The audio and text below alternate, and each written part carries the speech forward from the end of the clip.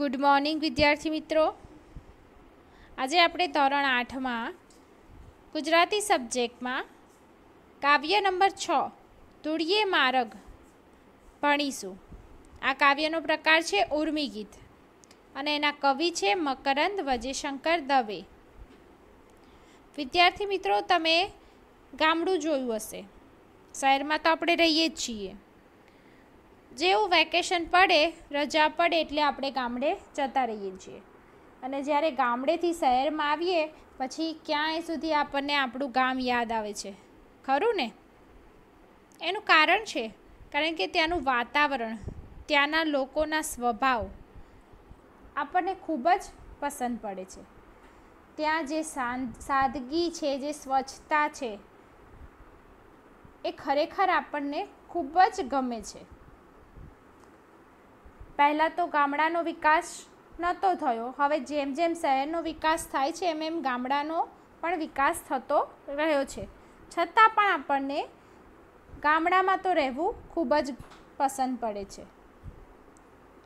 તો આપણા આ કાવ્યમાં કવિ મકરંદ દવે આપણને જણાવે છે કે હે માનવી, તો આ રીતે પૈસાની પાછળ ગેલો ના થા, પૈસાની પાછળ દોટ ના મૂકીશ, તો ધૂળિયે મારગ અપનાવ। ધૂળિયે મારગ એટલે ગામડાનો જે સાદગીપૂર્ણ વ્યવહાર જે છે, સાદગીપૂર્ણ જે વર્તન છે, બરાબર, એ માર્ગને તું અપનાય। કારણ કે શહેરમાં લોકો સ્વાર્થી લોકો રહે છે, શહેરના લોકોમાં એકબીજા માટે પ્રેમ હોતો નથી। તો અને સાથે સાથે શું કહે છે કે શહેરના લોકો કેવું હોય છે, જાતે પોતે ધનવાન છે, બીજો ગરીબ છે, એમ જાતે ને જાતે નિર્ણયો લેતા હોય છે, એકબીજા સાથે સંકુચિતતાની ભાવનાથી જોડાયેલા હોય છે। તો એ બધું છોડ, એ બધાને છોડીને તું ગામડા તરફ દોટ મૂક, ગામડા તરફ વળ। કારણ કે જે ગામડામાં જે સાદગી, જે સ્વચ્છતા, જે ખુલ્લું આકાશ, મોટા મોટા ખેતરો, સ્વચ્છ વાતાવરણ જે જોવા મળે છે એ તને શહેરમાં જોવા મળશે નહીં, બરાબર? એટલે લેખક આપણને ધૂળિયે માર્ગ એટલે સાદા અને સાત્વિક જીવનના માર્ગે જવા માટે અહીં આ કાવ્યમાં પ્રેરે છે। આપણે પહેલાં આ કાવ્યને સમજીશું, કવિ પરિચયને જાણીશું, પછી કવિતાને હું તમને દરેક વાક્યને, પંક્તિને વાંચતી જઈશ અને એની સમજૂતી આપતી જઈશ, બરાબર? ચલો, સૌથી પહેલાં આપણે કવિ પરિચય જાણીએ।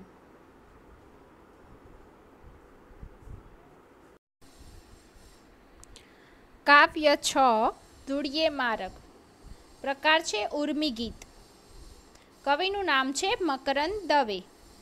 તેમનો જન્મ 13/11/1922 થયો અને મૃત્યુ 31/1/2005 થયું। હવે કવિ પરિચય જાણીએ તો મકરંદ વજેશંકર દવે રાજકોટ જિલ્લાના ગોંડલના વતની હતા। વર્ષો સુધી મુંબઈ રહ્યા પછી તેઓ વલસાડ પાસે નંદીગ્રામમાં વસ્યા હતા। સાહિત્યની સાધનાની સાથે સાથે આધ્યાત્મિક ક્ષેત્રે ગતિ કરતા રહ્યા। ગાંધીયુગ પછીના ગાળામાં આધ્યાત્મિક સાધનાને અનુલક્ષતી કવિતા રચનાર તેઓ મરમી કવિ હતા। તેમના કાવ્યોમાં જીવનનો આધ્યાત્મિક અનુભવ સાદી સરળ ભાષામાં પણ ચોટદાર રીતે રજૂ થાય છે।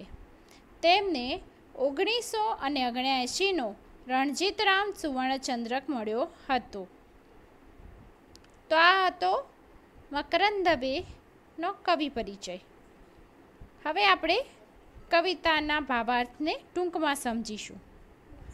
તો આ કાવ્યમાં પણ આ મકરંદ દવે એકદમ સાદી અને સરળ ભાષામાં આપણને કયા માર્ગે જવું અને કેવી રીતે જીવન જીવવું એના વિશે આપણને થોડી સમજૂતી આપી છે। તો જગતમાં સૌથી વધુ મૂલ્યવાન તો માણસ વચ્ચેનો પ્રેમ લાગણીનો સંબંધ છે। સાચી વાત છે ને? બે માણસ વચ્ચેનો પ્રેમ કેવો છે, લાગણીનો સંબંધ કેવો છે, એ મહત્ત્વનું છે। પહેલાંના જમાનામાં ગામડામાં લોકો એકબીજા પ્રત્યે ખૂબ જ લાગણી ધરાવતા હતા. કોઈ ગામડામાં અજાણ્યું વ્યક્તિ આવી જાય તો પણ એને પ્રેમથી ઘરમાં બોલાવી બેસાડી અને એને પ્રેમપૂર્વક એનું સ્વાગત કરવામાં આવતું હતું. અને હવે શહેરમાં જાણીતું માણસ આવે તો પણ મોઢું ફેરવી દેવામાં આવે છે. આ શહેર અને ગામડામાં રહેલા લોકોના સ્વભાવમાં જે સંબંધમાં જે તફાવત છે અહીં આપણને જોવા મળે છે. તો ધન માટે વલખા માર્યા વગર પોતાની વર્તમાન સ્થિતિમાં અદના માનવીને સ્વમાનભેર જીવન જીવવાની સંસ્કાર આપી જાય તેવું આ કાવ્ય છે. અદના માનવીને આજના માનવીને સ્વમાનભેર જીવન કેવી રીતે જીવવું એનો સંસ્કાર, એના વિશે સમજૂતી આપી જાય એવું આ કાવ્ય છે. અને સાથે સાથે શું કીધું છે? વર્તમાન પરિસ્થિતિ સાથે ભવિષ્યની ચિંતા કરવાની, પણ એટલી નહીં કરવાની કે આપણા જે વર્તમાન પરિસ્થિતિ છે એના ઉપર હાવી બની જાય. તો વર્તમાન સ્થિતિ આજનું આજ મળી ગયું તો ખુશ, કાલની પછી વાત કાલે. તો એ પ્રમાણે કેવી રીતે જીવન જીવવું એ આ કવિતામાં આપણને શીખવાડ્યું છે. તો જીવન વિશેના ખ્યાલનો, જીવન માટેનો જે ખ્યાલ છે એ તદ્દન જુદો જ છે. કારણ કે અહીં કવિ બે માર્ગ બતાવે છે. કેવો? એક ધૂળિયો માર્ગ, એક સોનાનો માર્ગ. ધૂળિયો માર્ગ એટલે ગામડાનો માર્ગ એટલે કે સાદા અને સાત્વિક જીવનનો માર્ગ. અને સોનાનો માર્ગ એટલે કે અત્યારે જે આપણે નગરોમાં, શહેરોમાં જે રીતે લોકો જીવી રહ્યા છે, ધન સંપત્તિની લાલસાવાળો માર્ગ. અને આ બંને માર્ગમાંથી કવિ આપણને અહીં ધૂળિયે માર્ગ ચાલવાનું આહ્વાન કરે છે. તો કવિ કહે છે કે આ પૈસાની લાલસાને છોડી અને હે માનવી, તું ધૂળિયે માર્ગ, આ સાદો સાત્વિક માર્ગ જે છે જીવન જીવવાનો, ગામડામાં રહેવાનો જે માર્ગ છે એને અપનાય. હવે આપણે કવિતાને પંક્તિઓને વાંચીશું અને તેની સમજૂતી મેળવીશું.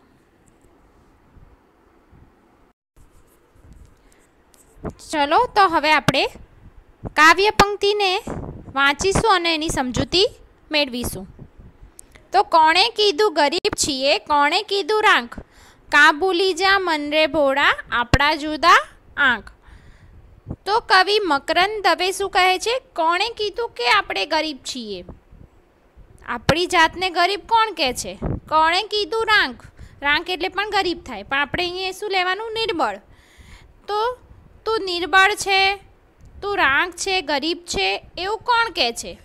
કાં ભૂલી જા મન રે ભોળા, આપણા જુદા આંખ. માનવીને કેવો કહ્યો છે? ભોળા મનનો. કે કેમ ભૂલી જાય છે ભોળા મનના માનવી આપણા જુદા આંખ? જુદા આંક એટલે કે આપણે જિંદગીમાં જીવન જીવવાની રીતો અલગ અલગ છે અને જીવન જીવવા માટેની સમજ પણ અલગ અલગ છે ને? બધાની સમજ અલગ અલગ છે. કોઈ પોતાની જાતને રૂપિયા ના હોવા છતાં, પૈસા ના હોવા છતાં ધનવાન માને, કોઈ ધનવાન હોય તો પણ પોતાને ગરીબ માને છે. તો બધાની પોતાની જીવન જીવવાની જરૂરિયાતો અલગ અલગ છે, પોતાની જીવન માટેની સમજ પણ અલગ અલગ છે. એટલે કવિ કહે છે કે તું પોતાની જાતને ગરીબ છે એમ પોતે પણ ના માન અને કોઈ બોલે તો પણ સમજ નહીં, કારણ કે દરેક વ્યક્તિની સમજ અલગ અલગ છે. તો એની સમજ પ્રમાણે કદાચ આપણે ગરીબ હોઈએ, આપણી સમજ પ્રમાણે ના પણ હોઈએ. તો એની સમજૂતી એ પ્રમાણે થાય. કોણે કહ્યું કે આપણે ગરીબ છીએ? કોણે કહ્યું કે આપણે નબળા છીએ? બરાબર. કોણે કીધું નિર્બળ છીએ? કોણે કીધું નબળા છીએ? એ ભોળા મનના માનવી, જિંદગી વિશેની બધાની સમજ કેવી છે? જુદી જુદી હોય છે. અને તું કેમ આ વાતને ભૂલી જાય છે? બરાબર. આગળ. થોડાક નથી સિક્કા પાસે, થોડીક નથી નોટ, એમાં તો શું બગડી ગયું? એમાં તે શીખોટ. થોડાક સિક્કા નથી એટલે કે થોડા પૈસા નથી, થોડી નથી નોટ. આ જે આપણા પૈસા નોટ આવે ને, કે થોડે નોટ નથી, થોડા સિક્કા નથી, તો એમાં શું બગડી ગયું? એમાં શું વાંધો આવ્યો? એમાં તે શીખોટ. ખોટ એટલે એમાં નુકસાન શું છે? પૈસા નથી. જીવ તો છે ને, જિંદગી તો છે ને, તો એમાં કંઈ ખોટ નથી, એમાં કંઈ નુકસાન નથી. માનો તો નુકસાન છે, બાકી નુકસાન નથી. એટલે કે છે થોડા સિક્કા નથી તો કંઈ વાંધો નહીં, નોટ નથી તો કંઈ વાંધો નહીં, એમાં કંઈ બગડી જવાનું નથી અને એમાંથી કંઈ નુકસાન પણ છે નહીં. સમજૂતી લઈએ ફરી. આપણી પાસે બીજાની સરખામણીમાં થોડાક સિક્કા નથી, થોડીક નોટો નથી, એમાં તો કંઈ મોટી ખોટ આવી ગઈ કહેવાય ના કહેવાય. બરાબર કે બીજાની સરખામણી કરો તો નથી, અને એ પણ કેવા થોડાક સિક્કા, થોડીક નોટો. બરાબર. આગળ, ઉપરવાળી બેંક બેઠી છે આપણી માલામાલ, આજનું ખાણું આજ આપે ને કાલની વાતો કાલ. એટલે શું કહે છે? ઉપરવાળી બેંક બેઠી છે. ઉપરવાળી બેંક કોણ છે? ભગવાન, પરમાત્મા, પરમેશ્વર. એટલે કહે છે કે ભગવાન બેઠા જ છે અને એ કેવા છે? માલમાલ, ખૂબ જ સમૃદ્ધ છે, ખૂબ જ પૈસાવાળાન છે. બરાબર. જીવ પણ એમનો મોટો છે. તો કહે છે કે ઉપરવાળી બેંક ભગવાન ઉપર બેઠા જ છે અને એમની પાસે ખૂબ ધન છે, ખૂબ વૈભવશાળી છે. તો અને એ શું કરે છે? આજનું ખાણું, આજનું જમવાનું આજ આપે અને કાલની વાતો કાલ, કાલનું કાલ થઈ પડશે. આજનું તો આજ ભગવાન મને આપી જ દેશે. તો એ વાતનો સંતોષ માનવીને હોવો જોઈએ. જો એ સંતોષ હશે તો એ કાલનું ટેન્શન કરશે નહીં. બાકી આજની જિંદગીમાં તો લોકોને આજ કરતાં કાલની વધારે ટેન્શન છે અને એમાં ને એમાં લોકો આજને ભૂલી જાય છે જીવવાનું. બરાબર. એટલે કહે છે કે એવું ના વિચારો, તમે ભગવાન પર ભરોસો રાખો, આધાર રાખો. ભગવાન પાસે સમૃદ્ધ છે ઉપર. બરાબર. ખૂબ જ પૈસા છે. તો એ આજનું આજે આપે છે તો કાલની વાત કાલ, કાલ તો આપશે જ. આજનું આપ્યું છે તો કાલનું પણ એ આપી જ દેશે ગમે તે રીતે. તો એની સમજૂતી કઈ રીતે થાય? ઉપરવાળી બેંક એટલે કે ભગવાનની બેંક સમૃદ્ધ છે. ભગવાન આપણને આજનું ભોજન આજે જ આપી દે છે અને કાલની ચિંતા તો કાલે કરવાની હોય. આજનું આજે કરો, કાલની વાત કાલ. બરાબર. આગળ, ધૂળીએ મારક ક્યાંક મળે જો આપણા જેવો સાથ, સુખ દુઃખોની વાર્તા કહેતા બાથમાં ભીડી બાથ. ધૂળીએ મારક, અહીં શું કીધું છે? ધૂળીએ મારક.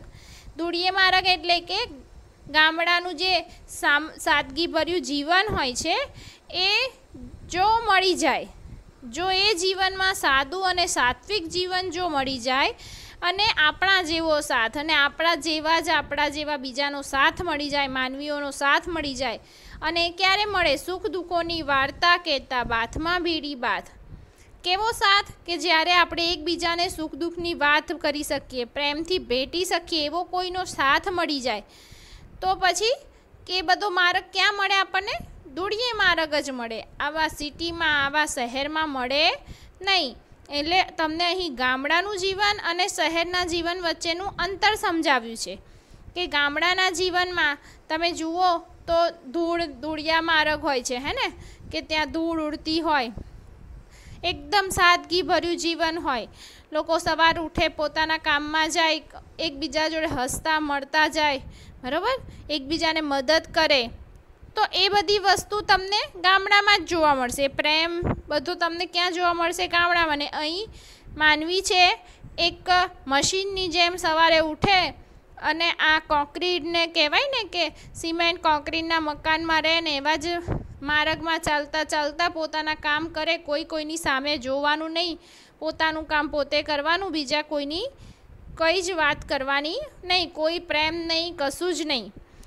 તો એ જીવન જીવવું અયોગ્ય છે. એ જીવન જીવવામાં મજા આવે નહીં. એટલે કહે છે કે ધૂળિયે માર્ગ કંઈક મળે જો આવા ધૂળિયા માર્ગમાં, એટલે કે આવા સાદગીભર્યા જીવનમાં આપણને આવો એક સાથ મળી જાય. કે સાથ કેવો? કે જેમાં એકબીજા જોડે આપણે સુખ દુઃખની વાતો કરીએ, એકબીજાને પ્રેમથી ભેટીએ, તો એ વસ્તુ જ અલગ છે. જીવન જીવવાની મજા જ કંઈક અલગ આવે. તો કે છે ધૂળિયે માર્ગ એટલે કે સાદગીભર્યા જીવનમાં આપણા જેવો કોઈકનો સાથ મળી જાય તો તેની સાથે સુખ દુઃખની વાતો અને પ્રેમથી વાતો આપણે કેવી રીતે કરીએ? પ્રેમથી કરીએ. અને એ માટે આપણને સાદગીભર્યું જીવન જીવવું ખૂબ જ જરૂરી બને છે. બરાબર. બાકી તો અમદાવાદ, બરાબર, એવા મોટા સિટીઓમાં તમે જાઓ તો તમને ત્યાં કોઈના ત્યાં સાદગીભર્યું જીવન જીવવા જોતા મળે નહીં, પણ એ ગામડામાં જાઓ તો તમને એવું જોવા મળે. આગળ, ખુલ્લા ખેતર અડખે પડખે, માથે નીલું આબ, વચ્ચે નાનું ગામડું બેઠું, ક્યાં એવો છે લાભ? એટલે શું કહે છે? કે ધૂળીએ માર્ગ એટલે જે સાદગીભર્યું જીવન છે ક્યાં ગામડામાં મળે. અને કેવું હોય ગામડામાં? ગામડાનું વાતાવરણ આપણને બતાવ્યું છે કે ખુલ્લા ખેતર, અડખે પડખે આપણે ઊભા હોઈએ, આજુબાજુ ખેતરો હોય ખુલ્લા, માથે નીલું આબ, ઉપર જોઈએ તો આકાશ. તમને ખબર છે કે ગામડામાં અને શહેરમાં પ્રદૂષણમાં પણ તફાવત હોય છે અને તેના કારણે આકાશ પણ ગામડાનું કેવું હોય છે? ચોખ્ખું હોય. તમને ત્યાં કોઈ પ્રદૂષણ જોવા મળે નહીં. તો હવા એકદમ સ્વચ્છ હોય. અને જે એટલે કહેવાય છે કે માથે લીલું આબ, લીલા કલરનું, નીલા રંગનું આકાશ. બરાબર. વચ્ચે નાનું ગામડું બેઠું, ક્યાં એવો છે લાભ? અને આવું નાનું ગામડું હોય એની આજુબાજુ આવા નૈસર્ગિક વાતાવરણમાં આપણે રહેતા હોઈએ તો એવો લાભ અહીંયા મળે. ક્યાં એવો છે લાભ? હા, એવો લાભ આપણને આવા સિટીમાં મળે નહીં. એટલે કે છે કે ખુલ્લા ખેતર, અડખે પડખે આજુબાજુ ખેતરાઓ હોય, બધા પોતપોતાના ખેતરમાં કામ કરતા હોય. બરાબર. પછી ઉપર જોઈએ તો નીલું આબ, નીચે જોઈએ તો સાદગી. હા, તો એવું નાનું ગામડું હોય આપણે ત્યાં, તો બસ એવો લાભ આપણને બીજે ક્યાંય મળવાનો નથી. તો એની સમજૂતી. અડખે પડખે એટલે કે આજુબાજુ ખુલ્લા ખેતરા હોય, ઉપર નીલ રંગ આકાશ હોય અને એની વચ્ચે નાનકડું આપણું ગામડું હોય. આવો સુંદર કુદરતી વાતાવરણમાં રહેવાનો લાભ ક્યાં મળવાનો છે? બરાબર. આવી નૈસર્ગિક વાતાવરણ આપણને ક્યાંય જોવા મળે બીજે નહીં. અને આવો લાભ મળે તો આપણે ધન્ય થઈ જાય આપણું જીવન. આગળ, સોનાની તો સાંકડી ગલી, હેતુ ગણતું હેત, દોડિયા માટે દોડતા એમાં જીવતા જોને પ્રેત. બરાબર. એટલે શું કહે છે કે સોનાની તો સાંકડી ગલી કહેવાય છે ને. સોનાની ગલી કેવી હોય? સાંકડી હોય. જેને ખૂબ પૈસો હોય ને એનો જીવ કેવો હોય? ટૂંકો હોય. જે ધનવાન માણસ હોય એનો જીવ ટૂંકો હોય. એ કોઈને પૈસા આપી શકે નહીં. પરંતુ જે બિચારો ઉદાર હોય એની પાસે એટલા પૈસા ના હોય તો પણ એ જે પોતાની પાસે 10 છે તો 10 આપી દે. અને પેલા કરોડોપતિ હોય પણ એમાંથી 1 રૂપિયાનો સિક્કો એ કોઈને આપે નહીં. એટલે એક છે કે સોનાની તો સાંકડી ગલી. તો તમને અહીં ઉદાહરણ આપ્યું છે કે સોનું છે તો સોનું કેવી દુકાનોમાં તમે જુઓ તો સોનાની દુકાનો કેવી હોય? પેક હોય. તમે અંદર જઈને જોવું હોય તો તમને જોવા મળે નહીં. બહારથી એ તમને કોઈ જોવા દે ના જોવા દે. એટલે તમને એક ઉદાહરણ આપ્યું છે કે સોનાની તો સાંકડી ગલી. એટલે કે જેમ સોનું સોનું જેવું જેની પાસે ખૂબ પૈસા છે એ લોકોનો જીવ કેવો હોય છે? ટૂંકો હોય છે. બરાબર. તો હેતુ ગણતું હેત. તો હેતુ ગણતું એટલે સ્વાર્થી લોકો અને હેત એટલે પ્રેમ. તો શું કહે છે કે સોનાની તો સાંકડી ગલી, હેતુ ગણતું હેત. એટલે કહે છે કે સોનું મેળવવાના માર્ગ કેવો છે? સાંકડી ગલી જેવો છે. અને ત્યાં હેત, ત્યાં પ્રેમ પણ કેવો છે? સ્વાર્થી જ હોય છે. બરાબર. આ ગામડાઓમાં તમને પ્રેમ કેવો મળે? ખૂબ જ. બરાબર. સામેથી આવીને તમને જમવા બોલાવે, તમને સામેથી આવીને સ્વાગત કરી જાય. અને જ્યારે આ સિટીમાં સ્વાર્થી લોકો હોય, એમનો સ્વાર્થ હોય તો બોલાવે, ના હોય તો બોલાવે પણ નહીં. કદાચ એમના ઘરમાં જઈને બેસો તો પણ આપણી જોડે વાત કરે નહીં. એટલે કે છે કે સોનાની તો સાંકડી ગલી, જેના ત્યાં આવો પ્રેમ હોય, સાંકડી ગલી જેવો, સોનાની સાંકડી ગલી જેવો, ત્યાં હેતુ ગણતું હેત. ત્યાં હેત કેવો હોય? પ્રેમ કેવો હોય? હેતુ ગણતું એટલે કે સ્વાર્થી હોય છે. દોડિયા માટે દોડતા એમાં જીવતા જોને પ્રેત. બરાબર. દોડિયા એટલે પૈસા, ધન. આમ ખરેખર દોડિયા એટલે દોઢ પૈસાનો સિક્કો. એટલે કે આટલા થોડા પૈસા માટે આ લોકો દોડતા જેમાં જીવતા જોને પ્રેતની જેમ રઘવાયા થઈને લોકો પૈસા પાછળ દોડી રહ્યા છે. ત્યાં લોકો કેવા હોય છે? સ્વાર્થી. હેતુ ગણતું હેત. સ્વાર્થી હોય છે. એમનો પ્રેમ કેવો છે? સ્વાર્થી છે. ખાલી પૈસા જ દેખાય છે અને પૈસાની પાછળ દોડતા જ હોય છે. આમ દોડિયા એટલે કે પૈસા. આમ અહીંયા ગણો તો 1.5 પૈસાનો સિક્કો. બરાબર. તો લોકો થોડા પૈસા માટે દોડતા જ હોય છે. આમ જાણે કે પૈસા મળવાના જ નથી. અને કેના જેવા લાગે છે? દોડતા હોય ત્યારે પ્રેત જેવા લાગે છે. હા, બરાબર. હવે એની સમજૂતી લઈએ કે સોનાની સાંકડી ગલી એટલે કે ધન સંપત્તિ મેળવવાનો રસ્તો કેવો છે? સાંકડી ગલી જેવો છે. ત્યાં હેત પણ કેવું હોય છે? સ્વાર્થી જ લોકો કરે છે. સ્વાર્થ અને સંપત્તિ પાછળ પડેલા લોકો જીવતા પ્રેત જેવા લાગે છે. એટલે કે કહેવાનો અર્થ કે જ્યાં પૈસા વધારે મળે ત્યાં તમને પ્રેમ પણ કેવો મળે? ઓછો મળે. લોકો કેવા થઈ જાય? સ્વાર્થી થઈ જાય. એટલે અને સ્વાર્થી લોકો આ પૈસાની પાછળ પ્રેતની જેમ, ભૂતની જેમ પડેલા હોય છે. આગળ, માનવી ભાળી અમથું અમથું આપણું ફોરે વાલ, નોટ ને સિક્કા નાખ નદીમાં ધૂળીએ મારક ચાલ. હવે મકરંદ દવે કવિ, આપણા કવિ છે, હવે તમને સમજાવે છે કે શા માટે ધૂળીએ મારક ચાલ. કે છે આ બધું તમે જોયું કે લોકો સ્વાર્થી છે, બરાબર. જીવન જીવવા માટે સાદગીભર્યું જીવન જીવવું, સાત્વિક જીવન જીવવામાં જ મજા છે. ત્યાં એકબીજા જોડે સુખ દુઃખની વાતો થાય છે, જે આવી રીતે થતી નથી. સાથે સાથે તમે ગામડામાં રહો તો ખુલ્લા ખેતર હોય, ઉપર આકાશ હોય નીલરંગી, તો એમાં નાનું ગામડું હોય, કેવી મજા આવે, કેવો સરસ નૈસર્ગિક વાતાવરણનો લાભ તમને મળે છે. એટલે કે છે કે માનવી ભાળીમાં અમથું અમથું આપણું ફોરેવાલ, એટલે કશા અમથું અમથું એટલે કે કશા સ્વાર્થ વગર, માનવીને જોઈને કશાય સ્વાર્થ વગર આપણું ફોરેવાલ. તો આપણો જે પ્રેમ છે ઉભરાય છે. ક્યાં? ગામડામાં. તો માનવીને ખાલી એ ગામડામાં કેવું હોય, માનવીને જોવે ને તો કોઈ પણ સ્વાર્થ વગર, પ્રેમ વગર, એકબીજાને પ્રેમ પ્રગટ, કોઈ સ્વાર્થ વગર, કોઈ જાણકાર ના હોય, અજાણ્યું વ્યક્તિ હોય તો પણ પ્રેમ કરે.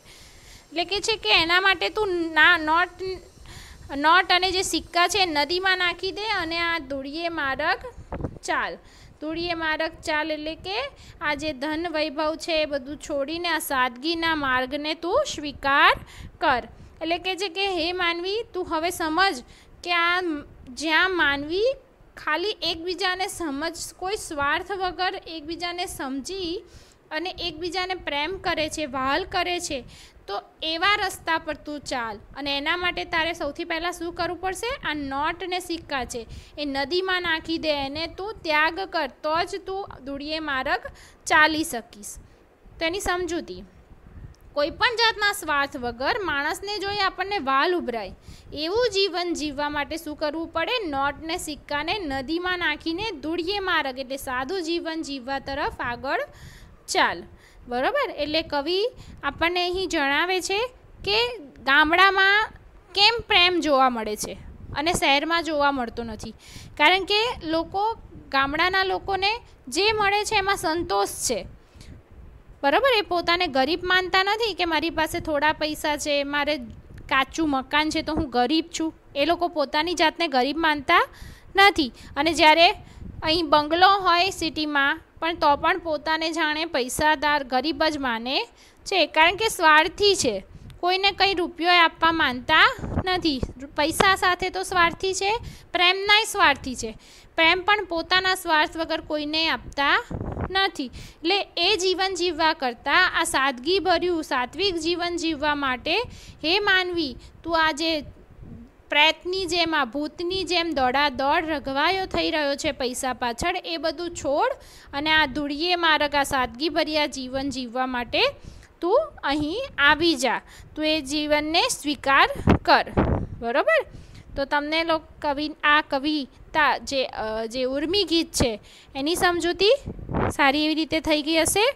ફરી સમજૂતી પણ છે તો તમે સમજૂતી પણ વાંચજો અને સાંભળજો પણ ખરા. ઓકે, ચલો, થેન્ક યુ.